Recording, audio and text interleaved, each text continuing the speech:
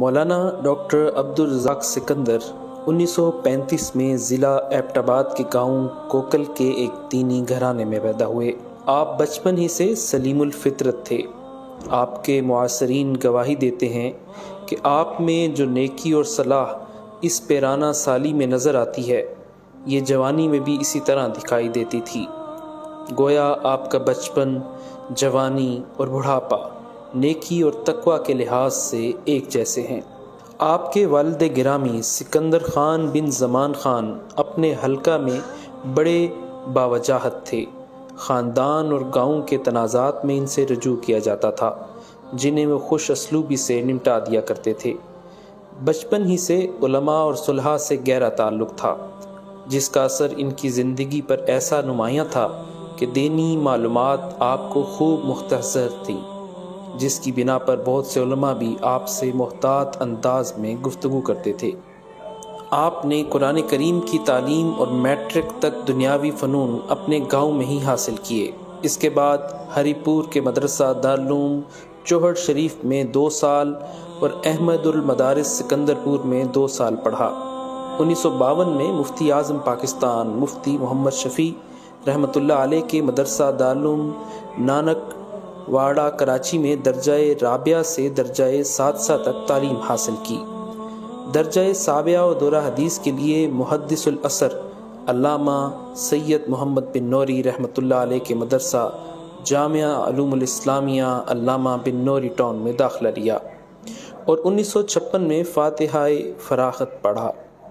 اس کے بعد آپ نے 1962 میں جامعہ اسلامیہ مدینہ منورہ میں داخلہ لے کر 4 سال علوم نبوی حاصل کیے۔ بعد ازاں جامعۃ الازہر مصر میں 1972 میں داخلہ لیا اور 4 سال میں دکتورا مکمل کیا۔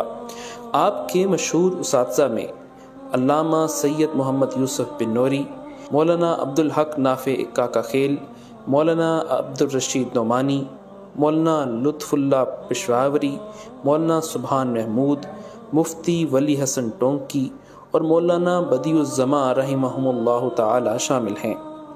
دارالعلوم نانک واڑہ میں دوران تعلیم ہی عمدہ استعداد اور صلاحیت کی بنا پر کراچی میں لیبیا اور مصر کی حکومتوں کے تعاون سے عربی زبان سکھانے کے لیے مختلف مقامات پر ہونے والی تربیتی نشستوں میں پڑھانے کا موقع ملا۔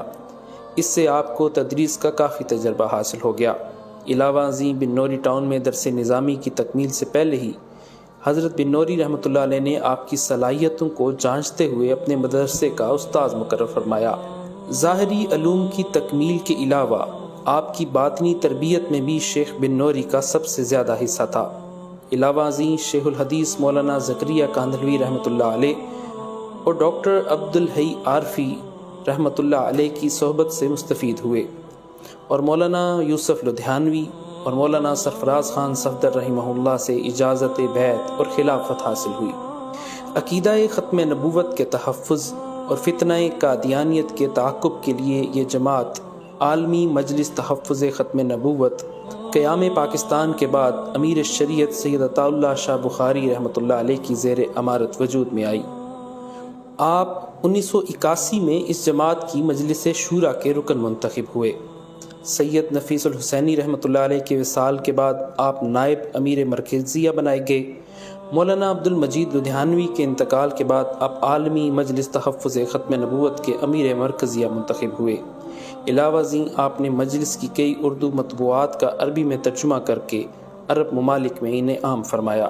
اکابر اور اسلاف کی دعاؤں میں قائم کردہ پاکستان کے پہلے دینی علوم و دنیاوی فنون کا امتزاج رکھنے والے ادارے اقرا روضۃ الاطفال ٹرسٹ پاکستان کے سرپرست اور صدر مفتی ولی حسن ٹونکی، مولانا محمد یوسف لدھیانوی، مولانا سید نفیس الحسینی شاہ صاحب اور مولانا خواجہ خان محمد، مولانا عبدالمجید لدھیانوی رحمۃ اللہ علیہ ایسے اکابر رہے ہیں۔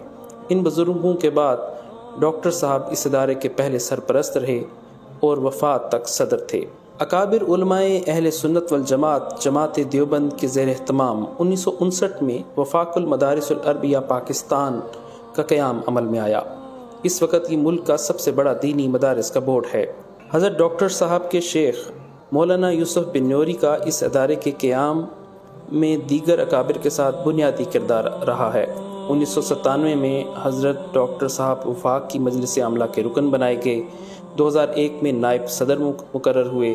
اس دوران آپ صدر وفاق شیخ الحدیث مولانا سلیم اللہ خان کی بیماری اور ضعف کے باعث کئی بار ان کی نیابت کرتے رہے۔ ان کی وفات کے بعد تقریباً 9 ماہ قائم مقام صدر رہے۔ 5 اکتوبر 2017 کو آپ کو متفقہ طور پر مستقل صدر منتخب کیا گیا۔ اس کے علاوہ آپ وفاق کی نصاب کمیٹی اور امتحان کمیٹی کے سربراہ بھی رہے۔ آپ نے بہت ساری تصانیف لکھی، جن میں سے الطریقۃ العصریہ، کیف تعلم اللغۃ العربیہ، القاموس الصغیر، محبت رسول شامل ہیں۔ آپ کی زیادہ تر تصانیف اردو سے عربی اور کچھ عربی سے اردو میں مترجم ہیں، جبکہ مشہور کتاب الطریقۃ العصریہ عرصہ دراز سے وفاق کے نصاب میں شامل ہے۔